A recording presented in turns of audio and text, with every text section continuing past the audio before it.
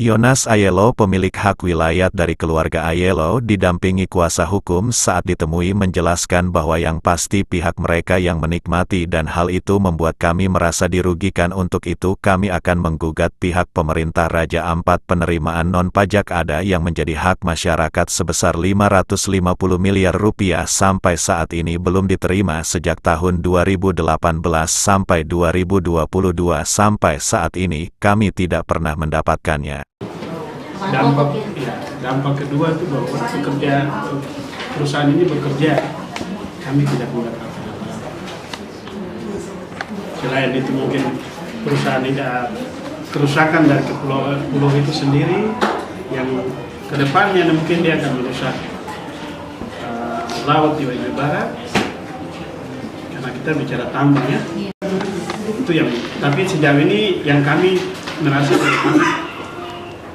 dirugikan itu pertama itu dusun sagu yang kami punya dan hak kepemilikan dari kepulauan itu sendiri.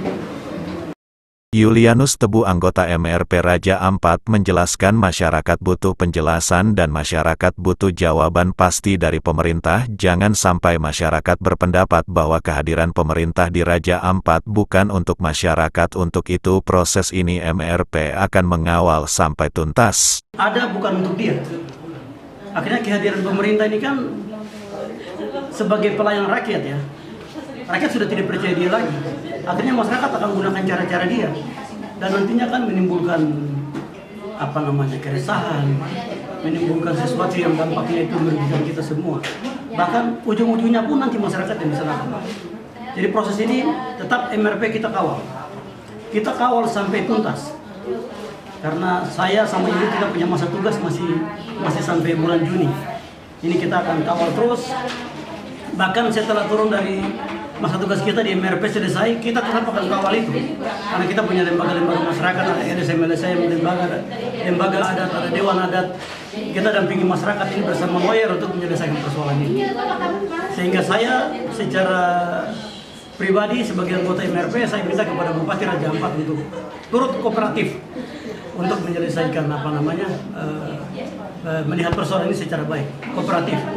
Kita minta Pak Bupati bangun komunikasi dengan masyarakat, bangun komunikasi dengan lawyer, cari solusi kira-kira bagaimana.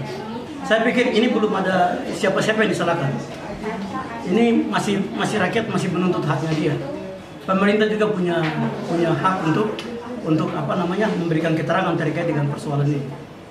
Makanya tadi saya bilang kita harap pemerintah daerah dalam hal ini Bupati kooperatif untuk kita sama-sama mencari solusi. Kalau masalah ini bisa diselesaikan atau tidak sebelum kita masuk ke ranah-ranah yang lebih besar.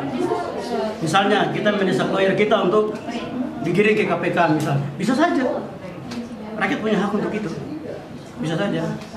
Jadi sebelum itu terjadi kan kita minta itu. Karena memang itu merupakan bagian daripada tugas Majelis Rakyat Papua untuk mengawal semua aspirasi masyarakat asli orang Papua.